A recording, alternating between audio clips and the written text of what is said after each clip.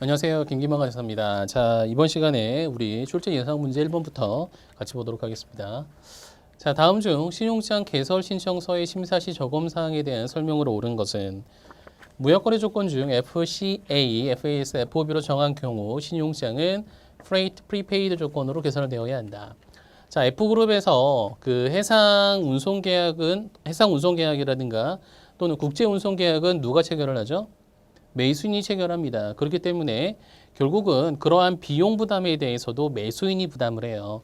따라서 E그룹과 F그룹 같은 경우는 Freight Prepaid가 아니라 Collect, 즉 수입상한테 받아라 라는 그러한 표현을 사용을 합니다. 2번, 선적기일은 선적을 완료하여야 하는 최종 일자를 표시하며 선적기일이 표시되어 있지 않으면 물품 도착 기일을 선적기일로 본다. 도착기일이 아니라 언제죠? 그렇죠. 신용장의 유효기일을 선적기일로 보고 별도의 선적기일이 표시가 되어 있지 않은 경우에는 신용장의 유효기일 이내에 선적을 해야 하는 것으로 보는 겁니다. 신용장의 권리를 양도가 가능하도록 개설하기 위해서는 어떤 용어만 쓰죠? transferable만 쓰고요. 나머지 용어는 사용해서는 안 됩니다. 어음 발행 금액에 관하여 별도의 명시가 없으면 어음은 상업송장 금액의 100%에 대하여 발행할 수 있는 것으로 간주하죠. 100% 금액 범위 내에서 발행하는 것이 가능하다. 이렇게 보시면 됩니다. 다음 중 신용장 개설 신청서의 심사에 대한 설명으로 옳지 않은 것은 운송 서류상 통지처, notify party, 착화 통지처라고 하죠. 신용장의 수익자 또는 그가 지정하는 자의 명칭과 주소를 기재한다. 착화 통지처는 누구죠? 결국은 물건이 도착했을 때, 수입 물건이 도착했을 때 그 물건을 받아야 하는 당사자예요. 신용장 거래에 있어서의 수익자는 누구죠? 수출상이에요. 따라서 착화 통지처 부분에는 신용장의 수익자가 아니라 어플리컨트, 개설 의뢰인이 들어가야 되는 거예요. 수입상이 물건 받아야지 수출상이 물건 받는 건 아니잖아요. 일반적으로 그렇죠? 자, 그래서 1번이 틀린 내용입니다. 신용장 금액은 문자 숫자로 표시된 금액이 서로 일치하여야 하며 표시통화가 정확하여야 한다. CIF, CIP, 자 D그룹 같은 경우 수출상에게 신용장상의 보험서류 제시를 요구한다. 인코텀스에 있어서는 CIF, CIP 이해가 되실 거예요. 그런데 D그룹 같은 경우에서는 앞에서도 말씀드렸지만 인코텀스에서는 정형거래 조건에서는 매도인이 보험에 가입할 의무가 없어요. 매도인이 본인의 위험을 담보받기 위한 목적으로 선택사항으로 보험에 가입할 수 있는 거예요. 그런데 신용장 개설과 관련돼서는 결국은 개설은행은 개설 의뢰인으로부터 담보를 받아놓기도 하지만 이러한 그 선화증권과 마찬가지로 선화증권도 별도의 담보로서 활용을 하는 거고 보험 서류도 물건 손상 위험에 대한 그 대가를 보험금을 지급받기 위한 목적으로 또 하나의 담보로서 활용을 하는 거예요. 그렇기 때문에 인코텀스에서 D그룹에서 매도인은 보험에 가입할 의무는 없지만 신용장과 관련돼서는 수출상이 수입국에 지정된 장소까지 운송계약을 체결하고 물건을 인도를 해야 하기 때문에 매도인한테 보험에 가입하고 보험 서류를 제시해라 이렇게 요구를 하는 겁니다. 그러니까 신용장과 관련된 내용이다라고 보시면 돼요. 일반적인 인코텀스에서는 매도인이 보험에 반드시 가입할 의무는 없습니다. 운송서류의 수하인은 개설은행으로 지정해야 하며 선화증권에서 복합 운송서류 등을 요구하는 경우 원본 전통을 개설은행으로 송부하도록 지시해야 한다. 수하인, 컨사인이 부분에 to order of 개설은행 이렇게 해야 되는 거고요. 원본 전통을 은행 앞으로 제시하도록 해서 수입상인 개설 의뢰인이 대금 지급하면 선적 서류를 전달해주고 개설 의뢰인인 수입상은 선사에 서류 제시하고 물건 찾아가도록 한다. 그 뜻입니다. 자, 은행의 담보권 확보 목적이다.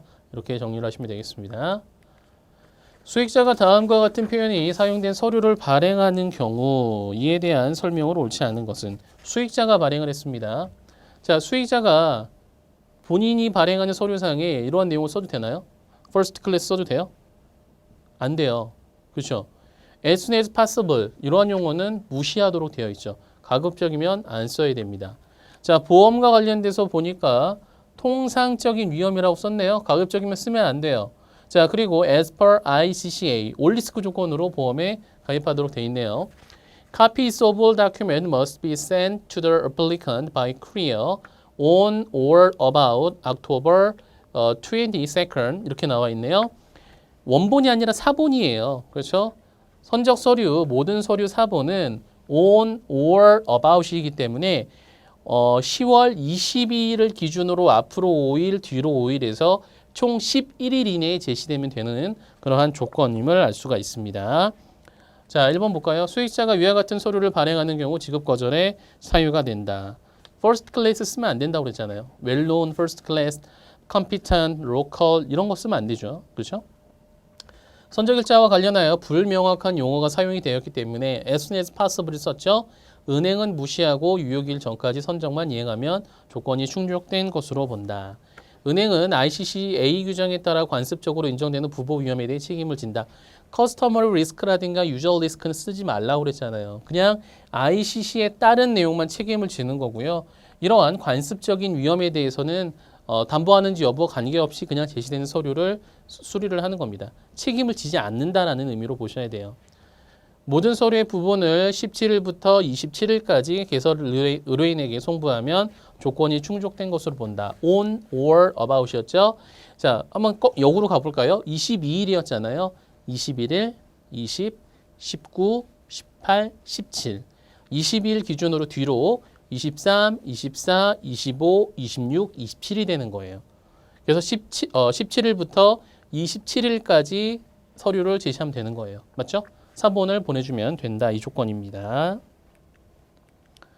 다음 중 신용장 개설에 따른 유의사항과 관련된 설명으로 옳지 않은 것은 개설은행은 혼란과 오해를 방지하기 위하여 개설 의뢰인이 신용장 또는 조건 변경에 과도한 명세를 삽입하려는 시도를 저지하여야 한다. 은행의 업무 부담을 줄여야 한다. prompt, immediately, as soon as possible과 같은 모호한 용어는 사용해서는 안 된다. 수익자 이외의 자가 발행한 서류에 well-known company라고 표현한 경우 불명확한 용어를 사용하였기 때문에 지급 거절의 사유가 된다. 수익자가 이런 표현을 쓰면 안 돼요. well-known, first class, qualified, local, competent 이런 거 쓰면 안 돼요. 수익자 이외의 제3자는 써도 상관없어요. 그렇죠? 3번이 잘못된 설명이죠. 쓸 수 있습니다. 수익자 이외의 제3자는 사용 가능하다. 신용장의 개설 의뢰인은 외국의 법률 및 관습에 의하여 부과되는 모든 의무와 책임에 구속되며 은행에 보상할 책임을 부담한다. 맞는 표현이 되겠습니다. 다음 중 신용장의 개설 방법에 대한 설명으로 옳지 않은 것은 약식 정보란 신용장의 개설 이전에 미리 신용장의 개설과 관련한 주요 정보를 전신으로 통보해 주는 것을 말하며 그 자체로 유효한 신용장이 된다. 사전에 알려주는 것은 맞아요. 그런데 약식 정보만으로 유효한 신용장이 되는 것으로 볼 수는 없습니다. 약식 정보 같은 경우는 보통 우편 신용장을 발행하기 전에 중요한 사항에 대해서 먼저 알려주는 것에 불과하지 그것 자체가 유효한 신용장은 아닌 거예요.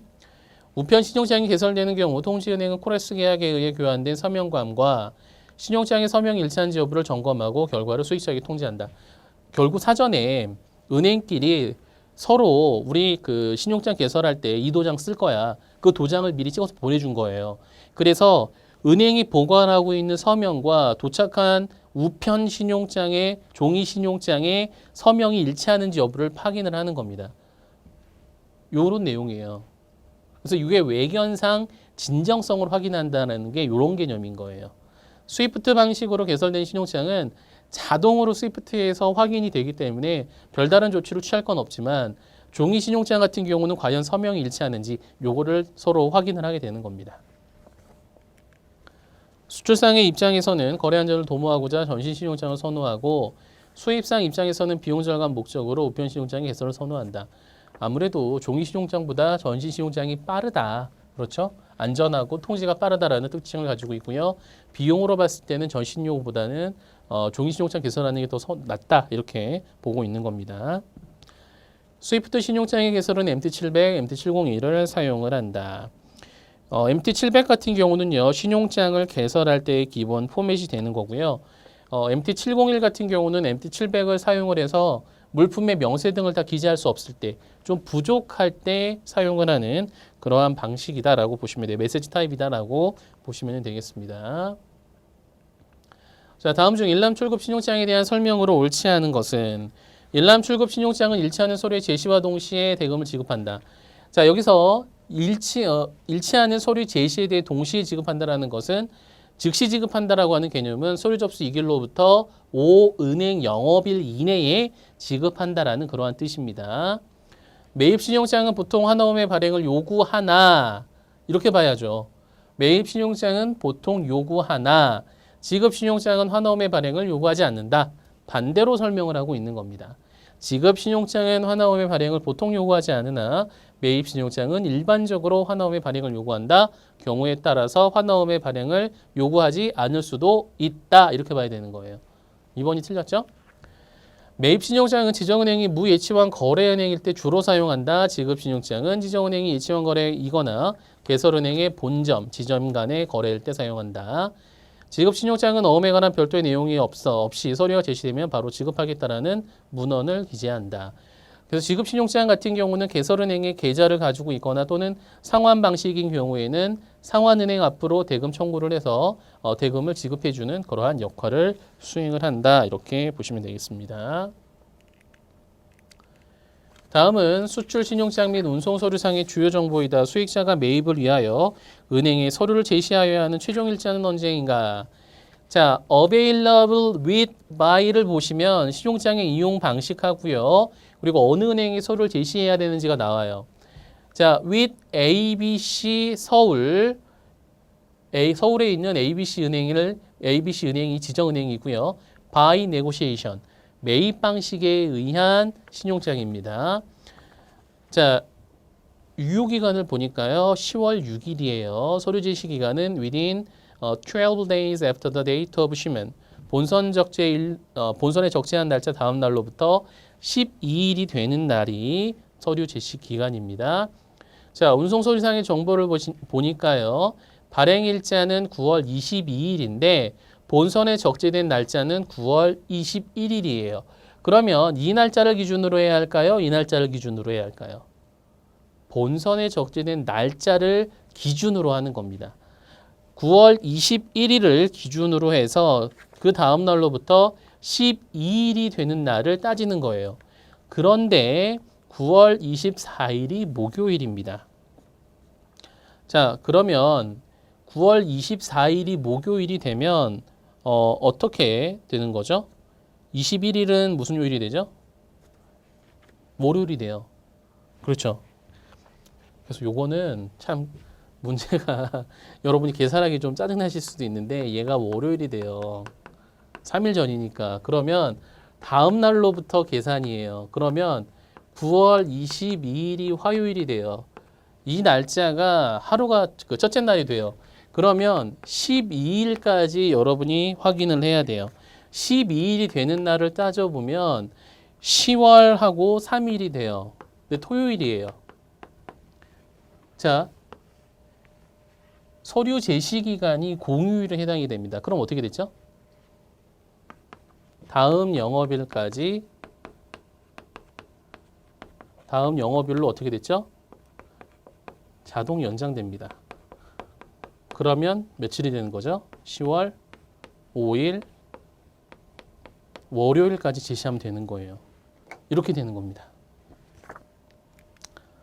그래서 3번이 정답이 되는 거예요. 그래서 여러분 이걸 다 계산을 해보셔야 돼요. 12일을 이렇게 다 측정을 해보시면 됩니다. 그래서 9월 22일이 화요일이 첫날이 되기 때문에 12일이 되는 날을 따져보시면 돼요. 근데 토요일이라서 자동 연장이 되므로 10월 5일이 된다. 이렇게 보시면 되는 겁니다. 자, 다음 중 신용장에서 요구하는 서류 중 기본 서류에 해당하지 않는 것은, 신용장에서 요구하는 기본 서류 세 가지는 뭐죠? 운송 서류, 상업송장, 보험 서류입니다. 자, 여기 해당이 되지 않는 건 몇 번이죠? 정답은 2번이 됩니다. 그렇죠? 뭐죠, 2번이? Certificate of Origin이 뭐죠? 원산지 증명서입니다. 그래서 얘는 기본 서류는 아니고요. 나중에 추가하는 보충 서류라고 보시면 돼요. 보험 서류, 상업 송장, 운송 서류는 필수 서류입니다. 요 세 가지 좀 기억을 해두셔야 됩니다. 국내의 수입상이 외국의 수출상과 FOB 조건으로 신용장 방식의 무역계약을 체결하고 개설은행에 인수신용장을 개설 요청하였다. 수입상이 개설한 신용장상에 기재된 다음의 내용 중 가장 옳은 것은 보세요. Available with by ABC Bank by site payment. 인수신용장을 요구를 했는데 사이트 페이먼트가 뭐죠? 지급신용장이잖아요. 맞나요? 틀렸죠? acceptance가 들어가야 돼요. 인수기 때문에. 자, 필요 요구하는 서류 보니까 full set of clean on board ocean bills of lading made out to order of DF Bank, marked freight prepaid and notify applicant. FOB 조건이잖아요. 그런데 운임을 prepaid, 수출자가 선지급 조건으로 돼 있어요. FOB면 여기가 어떻게 들어가야 되죠? 콜렉트가 들어가야 돼요. 그렇죠? 콜렉트로 표기를 해야 됩니다. E그룹, F그룹 같은 경우는 콜렉트, C와 D는 프리페이드 이렇게 정리하시면 돼요. 자, 그 다음에 그 물품 명세를 보니까 5,000개의 레더 핸드백, 가죽 핸드백이네요. 자, 그리고 프랑스를 오리진으로 하는 FOB 조건으로 개당 300달러 이렇게 표기가 되어 있네요. 그렇죠? 국내의 수입상이잖아요. FOB 뒤에는 어디가 나와야 되는 거죠? 수출국의 항구가 나와야 돼요. 마르세유 항이 나오는 거잖아요. 그렇죠? 자, 그렇기 때문에 이 경우에는 올바르게 표기가 됐다라고 볼 수가 있겠네요. 4번 한번 보세요. 추가 조건, 부가 조건인데 LC expired shall not be considered as a discrepancy. 기간이 만료된 신용장이에요. shall not be considered as a discrepancy. 하자로 간주하지 않겠다. 신용장이 기간이 종료가 되더라. 유효 기간이 지난 그 신용장을 사용할 수 있다. 그 뜻이잖아요. 뭐 예를 들어서 기간은 정해놓지는 않았죠. 뭐 5월 10일까지 유효하다라고 했는데 5월 11일, 12일까지 제시해도 받아줄게라는 거예요. 은행이 위험에 노출이 되잖아요. 그렇죠? 그렇기 때문에 적절하지 않은 그러한 내용이 되겠습니다. 다음 중 기한부 신용장의 개설에 대한 설명으로 옳지 않은 것은 Shippers 유전스 신용장에서 수출상이 부담하는 금융비용은 기한부 헌화음을 할인하는 데 소요되는 환가료 등의 비용을 말하며 통상적으로 미리 상품 가격에 반영하여 수입상에게 그 비용을 전가한다. 그래서 슈퍼스 유전스 같은 경우는 만기일까지 기다렸다 대금받을 수도 있고 아니면 사전에 거래하는 은행을 통해서 내고를 통해 대금을 회수할 수도 있는데 내고를 하게 되면 환가료 등의 비용이 공제되고 지급이 되죠. 그 비용에 대해서 이미 원가에다가 반영을 해서 그러한 것들을 상쇄시킬 수 있다. 그 뜻입니다. 자, 도메스틱 뱅커스 유전스 신용장에서 수입상은 본인을 위하여 여신을 공유한 은행에 대해서 그 보상으로 AD 차지를 지불한다. AD 차지를 지불하게 되는데 누가 신용을 공여를 했을 때 지불하죠? 외국에 있는 해외 신용 공여 은행이 이러한 인수행위를 했을 때 지급합니다. 자, 그렇기 때문에 도메스틱 뱅커스 유전스가 아니라 overseas bankers 유전스로 우리가 살펴봐야 된다. 이 뜻입니다. 도메스틱 뱅커스 유전스 신용장은 오버시스 뱅커스 유전스 신용장과 달리 인수수수료 할인료가 해외로 유출되지 않는다. 이번에 나온 내용이잖아요. 이게 AD 차지잖아요. 인수수수료 할인료는 오버시스 뱅커스 유전스에 연계가 된다. 이 뜻입니다. 자, 이때 발행하는 이러한 AD 차지는 외국에 있는 신용공여은행이 개설은행한테 청구하고 개설은행은 수입상한테 청구한다. 그 뜻이잖아요. 그렇죠? 자, 그래서 정답은 2번이 되겠습니다. 다음 중 신용장 조건 변경과 취소에 대한 설명으로 옳지 않은 것은 자, 1번 이미 개설된 신용장 조건 중 일부를 변경하거나 취소하기 위해서는 개설은행과 수익자, 확인은행 전원의 합의가 있어야 한다. 기본 당사자죠. 개설은행, 수익자 있다면 확인은행. 확인은행은 조건 변경서의 확인 시점으로부터 임의를 취소하지 못한다. 정확하게 이야기하면 조건 변경서의 확인을 추가하고 그러한 내용에 대해서 통지한 시점으로부터 취소하지 못한다. 이렇게 정리하시면 됩니다. 개설의뢰인이 신용장의 조건을 변경하고자 하는 경우에는 신용장 조건 변경 신청서와 변경된 매매 계약서, 물품 매도 확약서 등을 제출하여야 한다. 수익자에 대한 조건 변경이 있는 경우로서 해당 수익자가 조건 변경을 수락하지 않고 침묵하는 경우에는 수락한 것으로 간주하지 않는다. 취소불능 신용장의 특징이잖아요. 조건 변경에 대해서 수락하지 않았다면 그것은 조건 변경에 대한 승낙으로 보지 않아요. 기본 당사자 전원의 합의가 있어야지만 조건 변경 내지는 취소가 가능하잖아요. 일방 당사자가 동의하지 않았는데 수락이 된다? 안 되는 거예요. 그리고 이런 것들도 있죠. 수익자가 정해진 기간 내에 몇 월 며칠까지 조건 변경에 대해 수락하지 않는다면 자동으로 수락한 것으로 간주하겠다? 그러한 조건도 무시가 되는 겁니다. 기본적으로 수익자가 조건 변경에 대해 동의하지 않으면 아무런 의사 표시를 하지 않으면 그건 조건 변경에 동의한 걸로 보지 않아요. 다만 수익자가 조건 변경에 대한 수락 여부를 표시하지 않았음에도 불구하고 변경된 신용장의 조건과 일치하는 서류를 제시했다면 그것은 행위에 의한 수락으로 간주한다. 이런 내용까지는 여러분이 좀 기억을 해두시면 되겠습니다. 자, 12번입니다. 다음 중 신용장의 조건 변경 시 유의사항에 대한 설명으로 옳지 않은 것은 무역거래 조건이 CFR, CPT에서 CIF, CIP로 변경이 되는 경우 보험서류 명세, 보험 조건을 추가적으로 명시해 주어야 한다. 매도인이 보험에 가입할 의무가 없었다가 매도인이 보험에 가입해야 할 의무가 생깁니다. 그래서 반드시 보험서류를 제시를 해야 돼요. 그 경우에 어떤 보험서류를 제시할 것이냐, 인슈런스 폴리시냐, 서티피킷이냐, 데클러레이션이냐 이런 것들을 그리고 ICC, ABC 중에 어떤 것을 할 것이냐 이런 것들을 명시해 주어야 한다. 해상운송에서 항공운송으로 운송 방법이 변경되는 경우에는 선화증권을 에어웨이빌로 변경하고 선적지, 양육지도 공항으로 변경하여야 한다. 해상운송이면 비로브 레딩이 발행이 되죠. 선적항, 양육항이 표시가 됐다가 에어웨이빌로 변경이 이루어지면 당연히 공항으로 바뀌겠죠. 그러한 내용들에 대해서도 좀 체크가 이루어져야 한다. 그 뜻이고요. 수익자가 조건 변경서에 수락을 통보하지 않은 채 변경된 신용장의 모든 조건에 일치하는 서류를 개설은행이 제시하더라도 수익자는 조건 변경을 수락한 것으로 간주할 수 없다가 아니라 조건 변경을 수락한 것으로 간주하죠. 기본적으로 수익자는 조건 변경에 대해서 수락이라든가 거절에 대한 의사표시를 해야 돼요. 그러한 의사표시를 하지 않았음에도 불구하고 변경된 신용장의 내용과 일치하는 서류를 제시했다면 그것은 수락한 것으로 간주하는 겁니다. 다수에게 분할 양도된 신용장의 조건 변경은 이를 동의한 제2 수익자에 대하여만 조건 변경이 성립하게 된다. 양도를 다수의 제2 수익자에게 양도를 했다가 조건 변경을 했어요. 수락한 당사자는 조건 변경과 일치하는 서류를 제시하면 되고요. 동의하지 않는 당사자들은 최초 양도받은 신용장의 조건대로 서류를 제시하면 되는 거예요. 그 내용입니다. 자, 정답은 3번이죠. 자, 13번 신용장 거래에서 발생하는 수수료와 이를 최종적으로 부담하는 자가 잘못 짝지어진 것은 확인 수수료, 신용장에서 지시하는 당사자, AD 차지는 개설 의뢰인, 통지 수수료는 수익자, 매입 수수료, 신용장에서 지시하는 당사자. 매입은 누가 의뢰하죠? 수익자가 거래하는 은행한테 하죠. 그렇기 때문에 매입과 관련된 수수료는 누가 부담한다? 수익자가 부담하여야 한다. 이렇게 보시면 됩니다.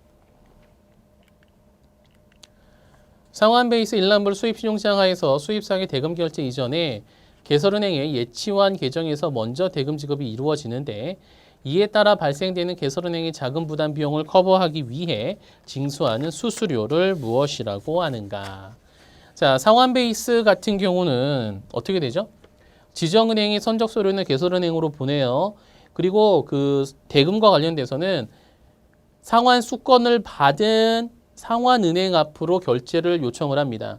그렇게 되면 서류 심사는 오은행 영업일이에요. 그런데 상환은행이 대금을 지급해야 하는 것은 서류 접수 2일로부터 3영업일 이내입니다. 그렇기 때문에 서류 심사하는데 대금은 먼저 지급이 이루어져요. 그렇죠. 대금은 먼저 이루어지고 우편으로 오는 시간이 있고요. 그 다음에 은행이 서류 심사하는 기간이 있어요. 그 기간 동안에 대금을 개설은행이 먼저 지급했잖아요. 수입상으로부터 개설 의뢰인으로부터 아직 대금 결제 못 받았죠. 먼저 돈을 지급을 했기 때문에 그 기간 동안에 발생하는 리스크가 발생을 하잖아요. 비용에 대한 리스크가 발생을 하기 때문에 그것을 커버하기 위해 받는 수수료입니다. 이게 뭐죠? 수입한어음 결제 환가료를 의미합니다.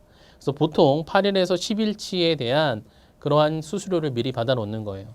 자, 그리고 나서 수입상이 이어서 보는 거예요. 이어서 서류가 도착했다는 사실을 알려요. 그러면 수입상이 대금을 결제하는 시점은 보통 선적 서류가 도착한 날의 다음 날로부터 5영업일 정도 되는 날 결제를 합니다. 그러면 이때 수입한어음 결제 환가료만으로 개설은행의 자금 부담 비용이 커버가 안 되는 거예요. 그 경우에 추가로 발생하는 비용에 대해서 우리가 그레이스 차지로서 개설 의뢰인이 결제를 하게 되는데 이때 수입한어음 결제 환가료만으로 자금 부담 비용을 커버할 수 없을 때 선적 서류의 본점 내도 2일로부터 3영업일을 초과해서 결제가 이루어졌을 때 그레이스 차지가 추가적으로 부과가 되는 거예요. 여기까지 연계시켜서 좀 기억을 하시면 되겠습니다. 다음 중 신용장 관련 수수료에 대한 설명으로 옳지 않은 것은 인수수수료는 개설수수료보다 낮은 요율이 적용이 되며 인수수수료와 개설수수료의 징수기간이 중복되는 경우에는 그 중복기간에 해당하는 인수수수료를 환급한다. 반대로 설명을 해요. 인수수수료는 개설수수료보다 높은 요율이 적용이 되고요. 인수수수료와 개설수수료의 징수기간이 중복될 때는 좀 낮은 인수수수료보다 낮은 개설수수료를 환급을 해줍니다. 반대로 설명을 하고 있어요. 1번이 틀렸습니다. 상환수수료는 일반적으로 금액에 관계없이 매 어음건별로 일정액을 부과한다. 상환수수료는 상환은행이 신용장 대금의 상환 업무 처리 시 징수하는 취급수수료라고 보시면 됩니다. 신용장에서 지시하는 당사자가 부담을 하도록 되어 있죠. 자, LG보증료는 연 3%의 요율을 적용하여 징수한다. LG발급액 전액에 대하여 수입보증금을 적립할 때는 보증료의 징수를 면제할 수도 있다. 결국은 LG발행 금액은 신용장 금액이잖아요. 그 금액에 대해서 개설 의뢰인이 대금 지급을 해놓는 거예요. 보증금을 적립해 놓는 거예요. 그 경우에는 보증료를 징수하지 않을 수 있다. 자, 그레이스 차지 우리 좀 전에 살펴봤었던 내용이 되겠습니다. 다음 중 은행의 서류 심사 기준에 대한 설명으로 옳지 않은 것은 1번 제시된 서류에 대하여 문면상 일치하는 제시인지 여부를 서류만으로 심사한다. 물품, 용역, 이행 이런 것들에 대해서 심사할 의무는 없다. 신용장에 명시된 서류의 일부가 제시되지 않았거나 신용장에 명시된 원본 및 사본의 통수가 요청한 대로 제시되지 않으면 지급 거절의 사유가 될 수 있다. 일치하지 않는 제시가 된다는 거고요. 제시된 서류 중 신용장에서 요구하지 않은 서류도 심사 대상 서류에 포함한다. 신용장에서 요구하지 않은 서류가 제시가 됐을 때는 은행에서는 그냥 한쪽에 빼놓으시면 돼요. 서류를 심사하실 의무는 없습니다. 심사할 의무는 없다. 은행은 서류 접수 2일로부터 최장 5영업일까지 서류의 수리 거절 여부를 결정하여 해당 서류의 제시인에게 그 결과를 통보해야 한다. 맞죠? 5영업일 이내에 서류 심사하고 결제할지 하자 통지할지 말지 선택하고 하자 통지까지 마무리를 해야 되고 물론 그 기간 내에 개설은행은 개설 의뢰인과 하자에 관한 교섭까지도 하여야 한다. 정리하시면 되겠습니다.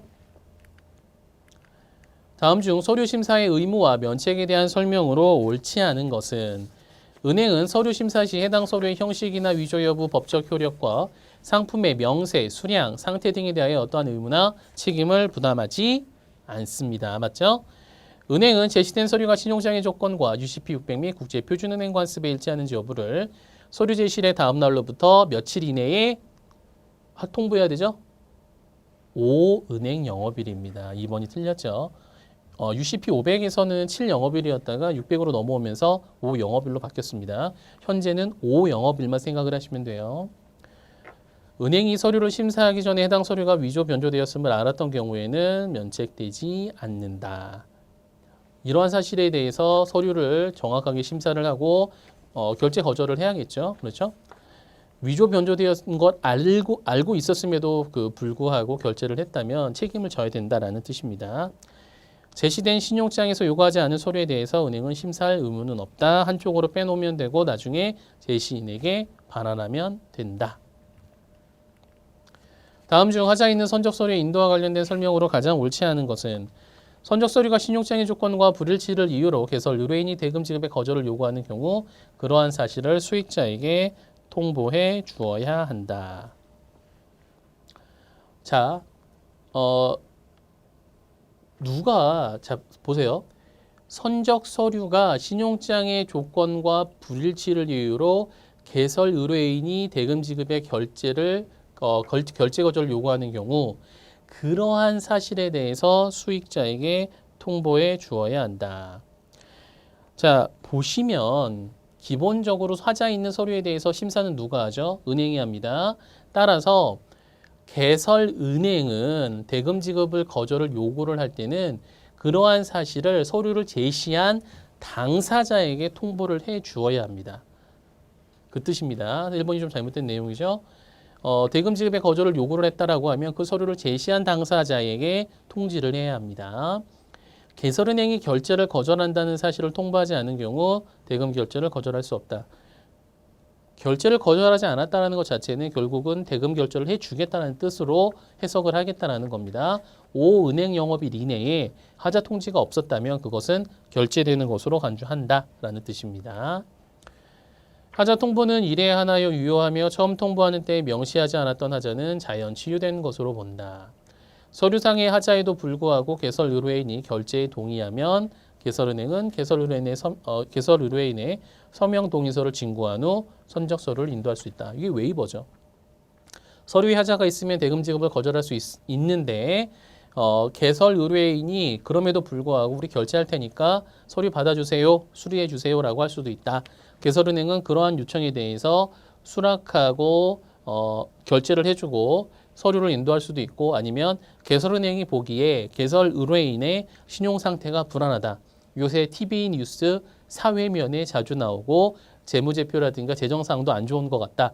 뭔가 계속 문제거리가 나온다. 그 경우에는 자행의 판단으로 결제를 거절할 수도 있다. 이렇게 정리를 하시면 되겠습니다. 자, 그래서 정답은 우리가 1번으로 볼 수가 있겠습니다. 자, 이번 시간 여기까지 살펴보도록 하겠습니다. 수고하셨습니다.